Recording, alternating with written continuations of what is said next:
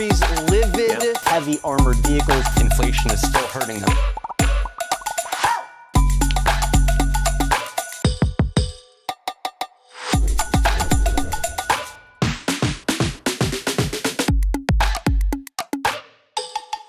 Oh, that's real good.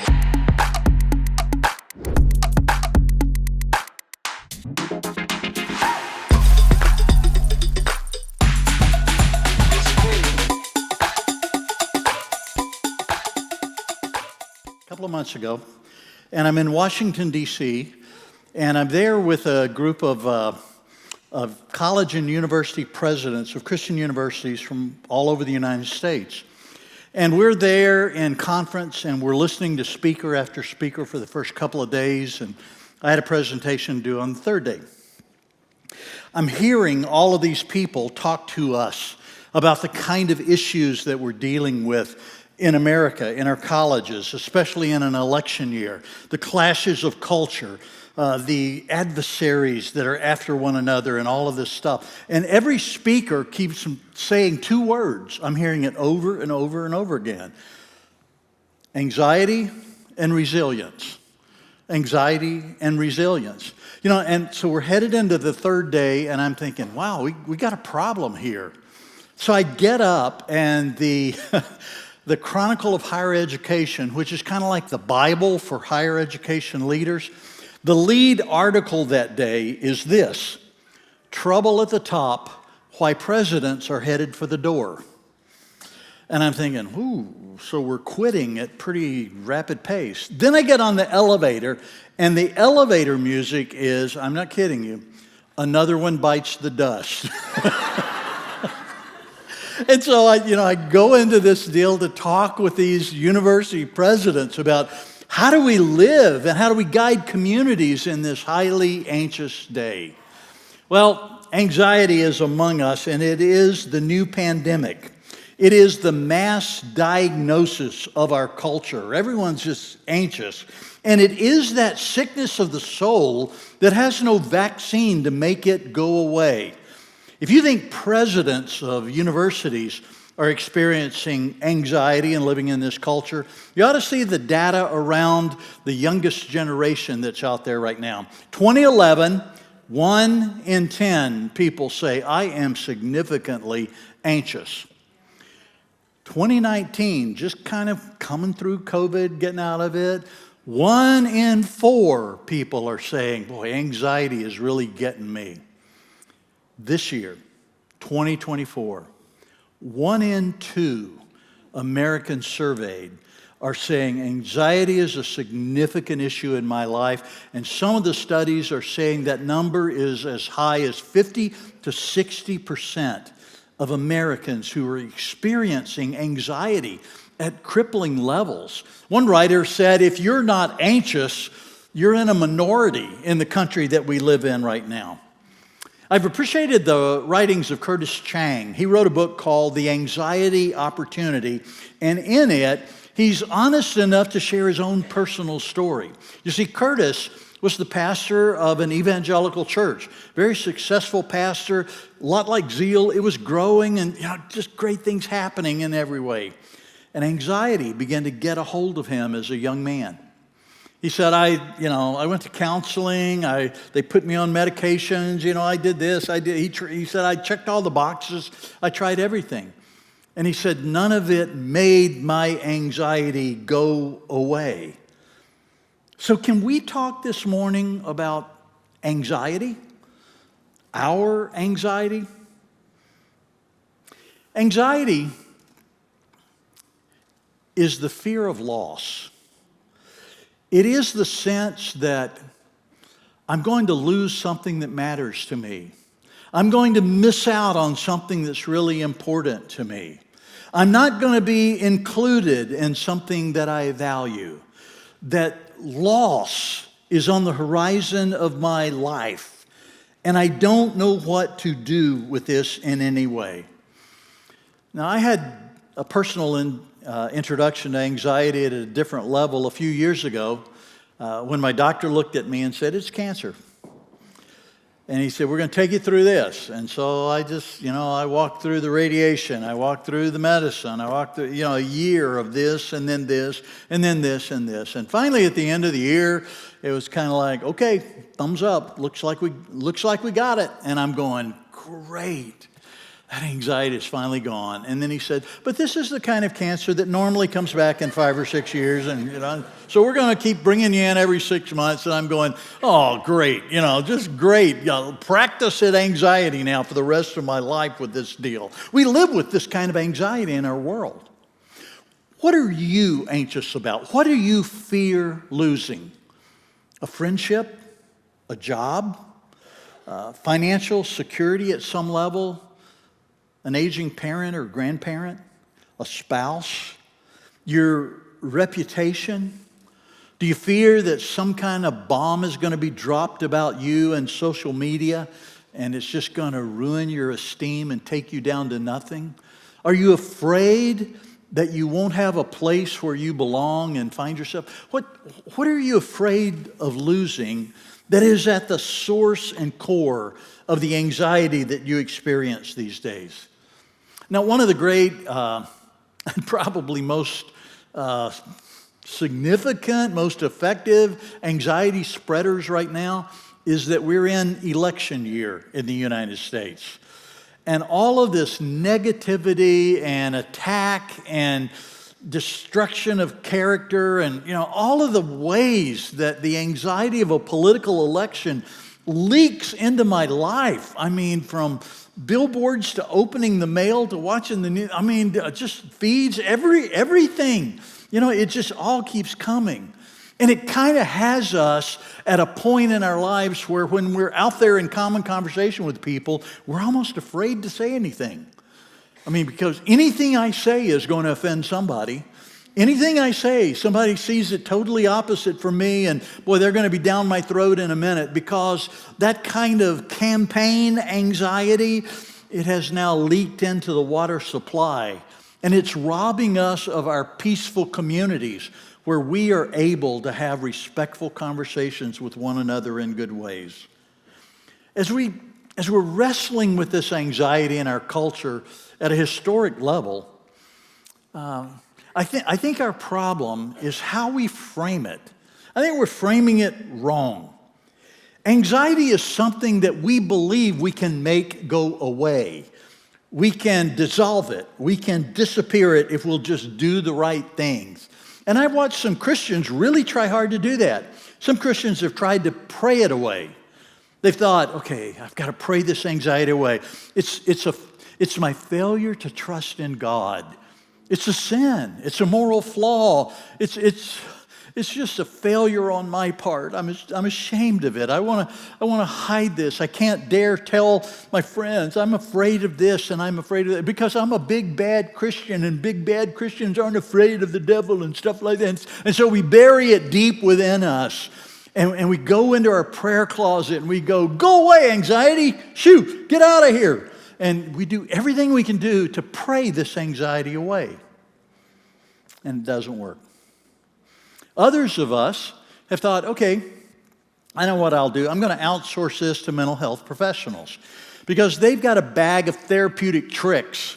And if I go in and, recline on the couch for a little while, they're going to wave the magic wand over me. And after 3 $9.99 or $99.99 sessions, I'm going to get up and I'm going to walk out of here, carrying a miracle book cure. And they're going to have cured my anxiety and I'll be done with it. Now listen carefully. Prayer is helpful. And good counseling is helpful. And even prescribed medications for severe anxiety is helpful. But if we go into these with the belief that there's something I can do by praying about it, getting counseling on it, taking medicine for it, and it will make it dissolve and disappear, then we're set up for failure. We have framed our anxiety wrong. Because anxiety is not something we make go away.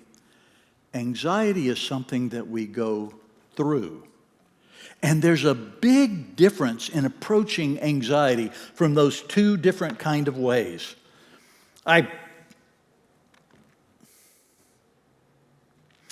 think about my own anxiety sometimes and what I do with it.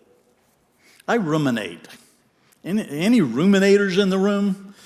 Let me just describe rumination to you. There's this hamster wheel, and this little hamster just knows how to get on that thing and go round and round and round and round.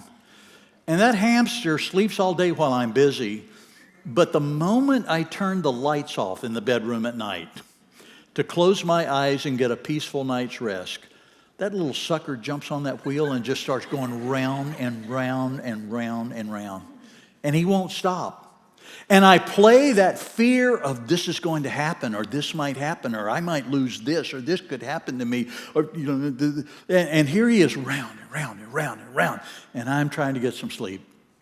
Another picture of rumination is this. It's an unsolvable Rubik's Cube that someone has handed it to you. And here you are trying to solve and disappear your anxiety, such that if you solve the Rubik's Cube, poof, your anxiety is gone.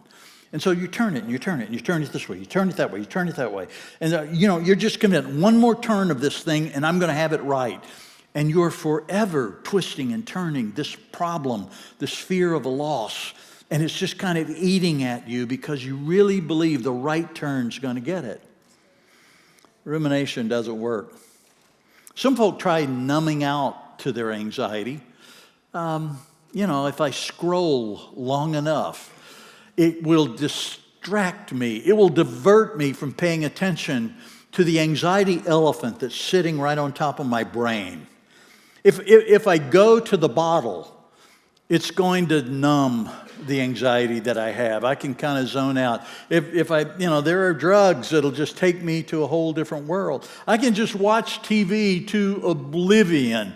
I can binge watch new programs. And all of the numbing activities are just simply trying to distract ourselves from our anxiety, divert our attention to something else. Pay no attention to the elephant sitting on your brain.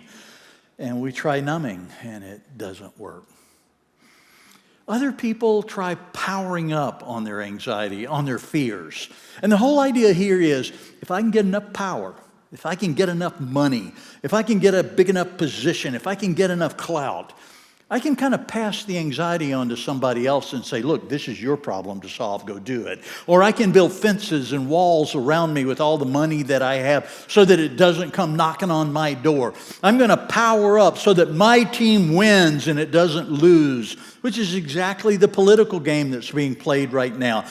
Your team must win, because if you don't win, the other team wins, and look what all you're going to lose. They're going to take all this stuff away from you, and your life is going to be so less than what it was. And there's that sense of, okay, we got to put our power together so that we can win. And if we win, then life will be all good and it'll be all better. But the simple reality is, ruminating about it doesn't work. And numbing out doesn't work. And powering up doesn't work. About now, you're probably sitting here saying, boy, I'm so glad I came to Zeal Church this morning. Here's Dan Boone burying us under a mountain of anxiety and telling us about all this problem. Oh, God, heal Pastor J.D. so we can get some hope back in the house again. I get it. And there is gospel in the house today, and as you might suspect, it starts with Jesus. So we find Jesus in Mark's Gospel, chapter 14. He's taken his followers on the last week of his earthly life. He has gone into the Garden of Gethsemane. I've been there. The olive groves, the view down into Jerusalem, what he can see from there. And he's gone there recognizing that his hour has come to face the cross that is in front of him. He is facing the loss of all losses, the loss of his life. But he's facing that loss through an excruciating crucifixion that is right in front of him, through the betrayal of a friend that is right in front of him. He is facing that loss in a horrible way. And Mark describes Jesus. Listen to the words that Mark uses to describe Jesus.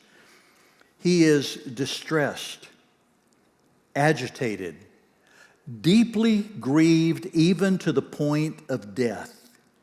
He's pleading with his friends to stay awake and sit watch with him. He's throwing himself on the ground.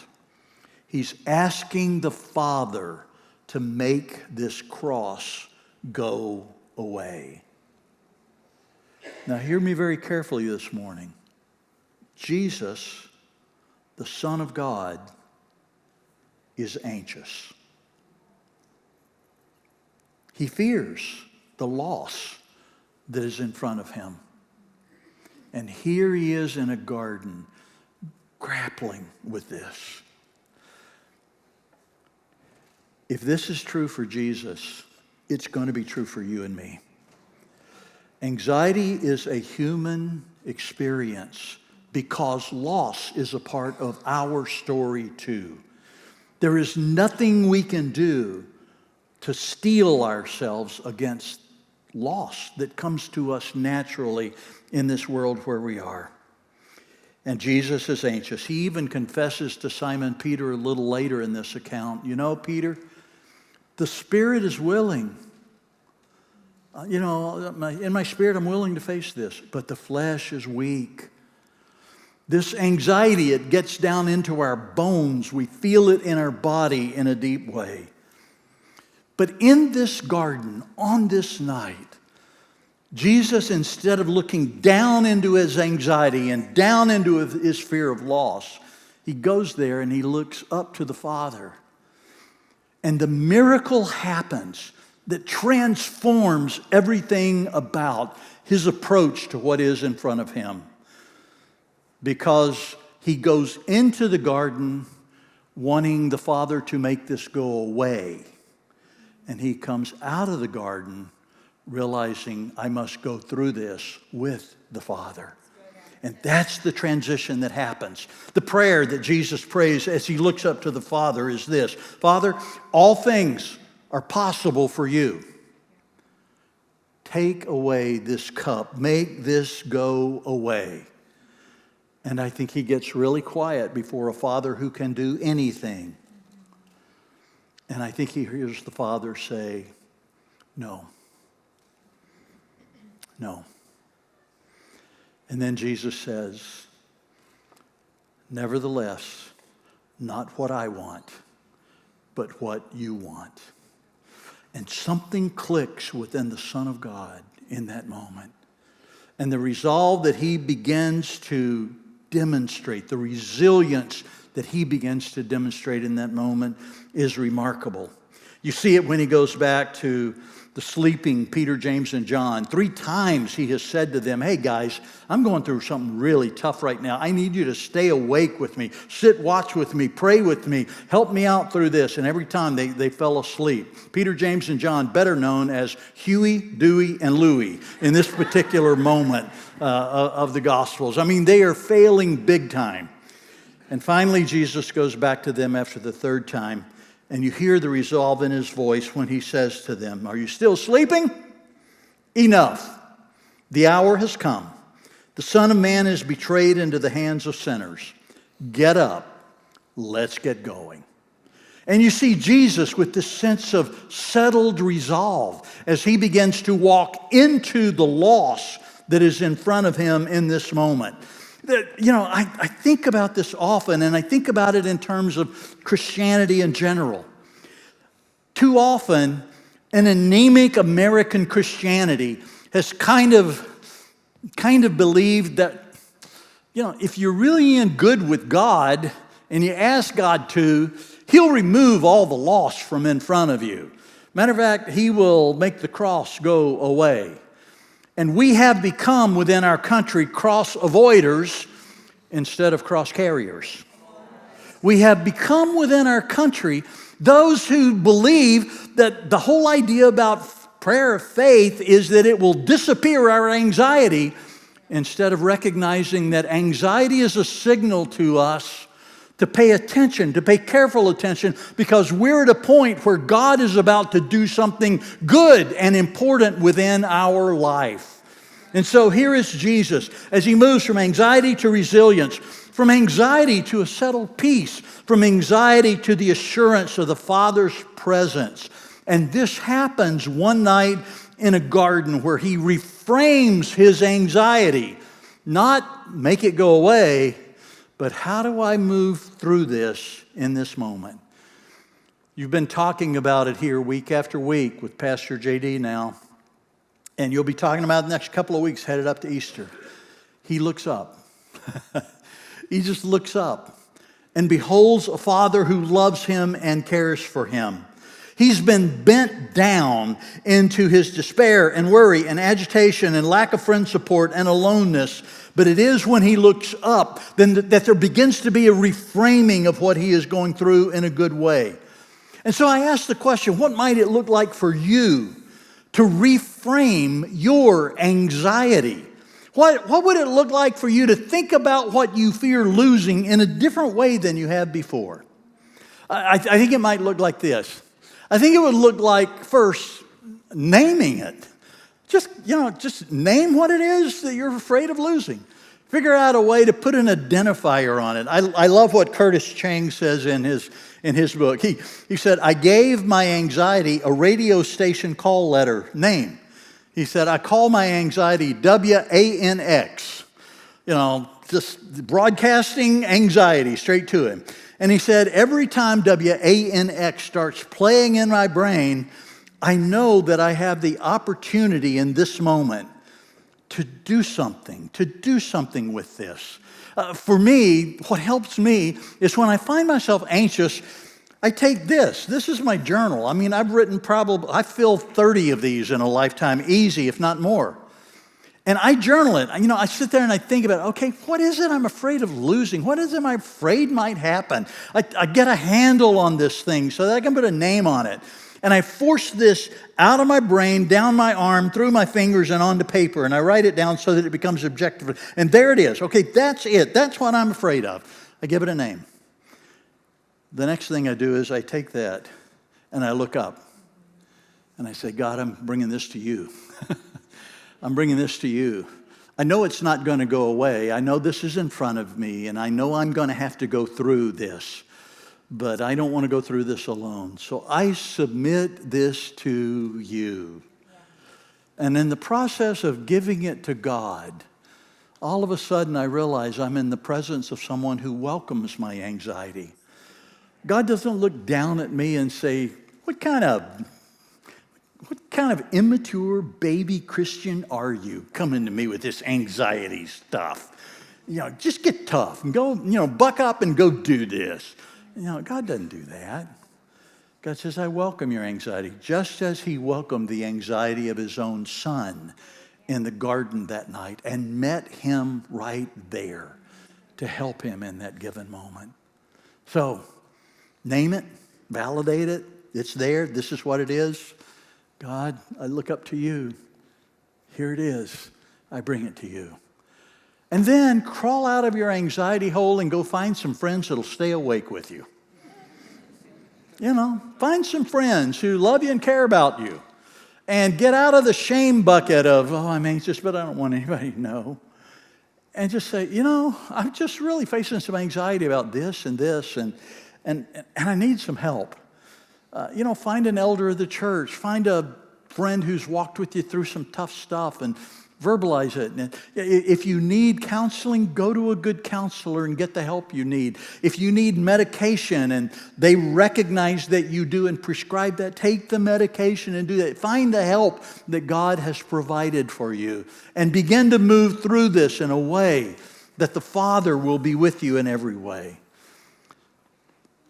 I've heard a time or two in my life when I've gone to the Father with my anxiety, I've heard him say something like this. I know this is hard. I know this is hard for you. I know what's in front of you is difficult to the point of even crippling your faith and casting you down. I know how anxious you feel right now, and it's okay.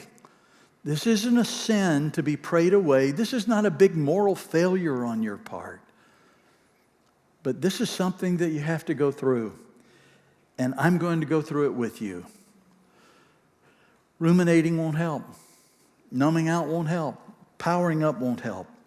But the Father says, I am here to help you. So look up, child, and trust in me, because you are about to experience my presence in a way that gives you resilience, in a way that gives you confidence, in a way that just sort of sets your faith and says, enough. This has happened. Get up and let's get going, because the Father is going there and I'm going there with him. The times I've said to the Father, all this stuff is in the way. And the Father has said, this stuff is the way. This is how our anxiety gets reframed in the presence of a God who loves us and cares for us in this way. We're coming up on Easter. Love the celebration that you're about to experience here. One of my favorite lines of all time from any Good Friday sermon, you know, the dark Friday of the cross and Jesus is hanging there, is the line where the preacher said, it's Friday, but Sunday's a-coming. It's Friday, but Resurrection Sunday morning is around the corner. As we go through the things we fear losing, we find within ourselves a closeness to God, an assurance from God, the peace of God, the resilience within our character, the toughness within who we are as a follower of Jesus, to know that anxiety is not the last word or the crippling word for us. We don't have to walk around looking down. We can look up into the face of the God who takes us there. I love what Simon Peter says later. Now, you know, Simon Peter, he failed big time in the garden. I mean, big time in the garden. He's asleep the third time after Jesus is saying, just stay awake with me, buddy. Just stay awake. And he can't. Years later, the resurrection has occurred. The church is exploding in the world, and Peter is writing a letter to one of the churches. And Peter says this, and I love it. He says, humble yourselves, therefore, under the mighty hand of God, so that he might exalt you in due time. When you get through this, cast all your anxiety on him, because he cares for you. I love that verse. Humble yourselves under the mighty hand of God, so that he might exalt you in due time. Cast all your anxiety on him, because he cares for you. Church, we're not going to figure our way out of anxiety. It's simply an opportunity for us to turn to the living God and look up and to find in him the resources to walk through our fear of loss. Can I pray with you down that path this morning? Okay? Can we pray? Let's just bow. Okay, Father, we're holding it in our lap right now. Whispering to ourselves, mentally noting and naming what we're afraid of losing. What we're afraid of missing out on. What we think might be taken away from us. The stuff we're ruminating about, the stuff we're numbing out about, the stuff we're powering up on. We're naming that. We're putting a name on it right now. Because we need to, so we can bring it to you. I pray for all my friends right now that are trying to get a handle on why they're so anxious. I pray that you would give them eyes to see what they fear losing. And now, God, make this room and make this video cast, make it a Garden of Gethsemane for us. Make it a moment where we look down honestly into what we are facing that is just strangling us. And as we name it, help us to look up and to behold you with open arms, saying to us, bring it to me. Bring it to me. Give it to me. Put it in my hands right now.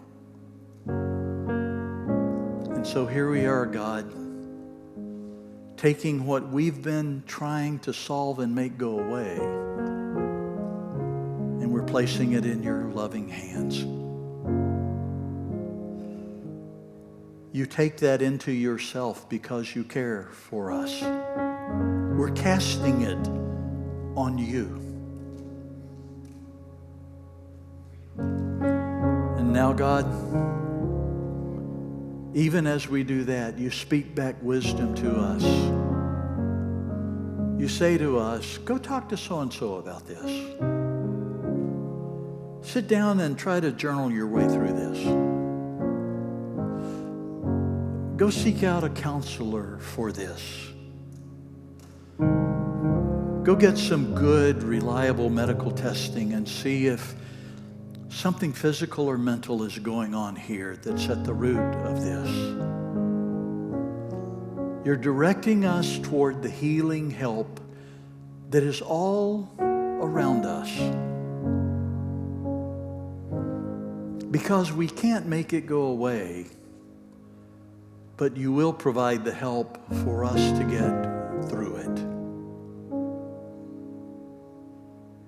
God, I bow before a miracle that you are doing even right now in the lives of your children who know you.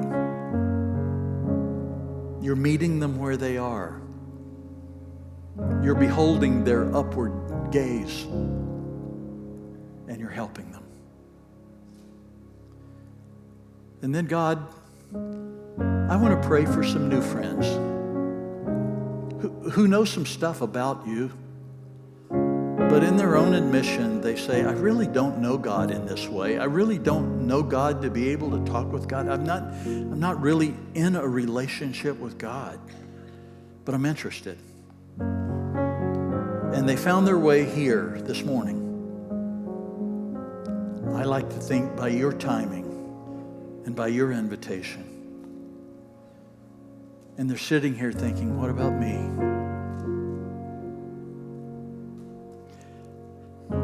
I pray, God, that they this morning would be able to say something like this to you. God, I came here this morning not quite knowing what to expect. And the news that I got is better than I thought I would get. I thought I might find a God who is just scowling at me and mad at me all the time for the life I've been living. A God who is, ready to read me the riot act and put me in my place. And instead of finding a God who's trying to put me down, I've come face to face with a God who invites me to look up.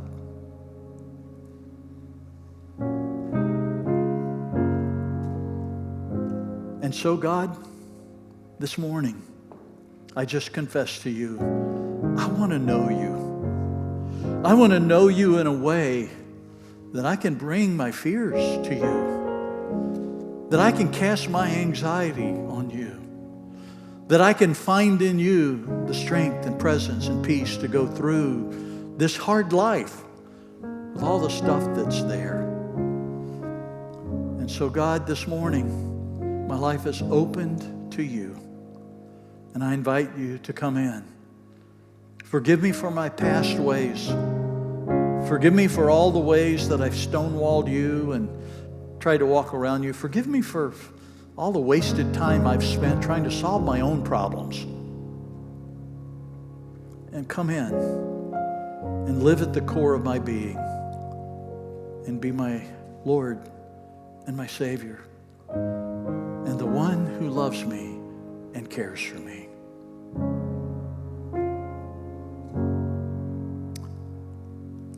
God, I never cease to be amazed that in a moment of time where a prayer like that gets prayed, the trajectory of a person's life gets changed forever. And you're here to do that again this morning, simply as we look up to you.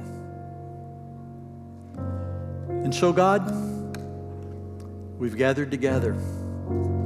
We've tried to listen to the way of Jesus this morning. And I pray that you would grant to us that this become the reframing pattern of our life for dealing with anxiety. And may we see it as the opportunity to look up and walk with you into a great future. We offer this prayer in all humility in the wonderful, wonderful name of Jesus.